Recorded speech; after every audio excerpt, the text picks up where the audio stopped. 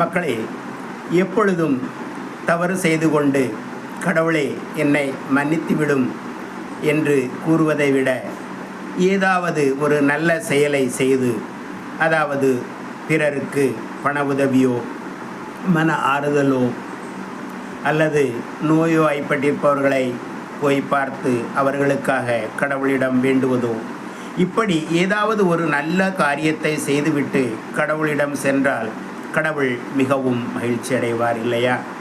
ஆக கடவுள் கூறுகிறார், உன்னால் முடிந்த உதவியை பிறருக்கு செய்துவிட்டு வா மகனே, நான் உன்னிடம் மிகவும் களி கூறுவேன், அன்பு கூறுவேன் என்கின்றார்.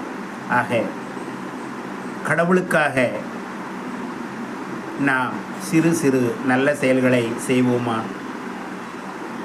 கடவுளையும் நாம் மகிழ்ச்சிப்படுத்துவோமா மக்களே?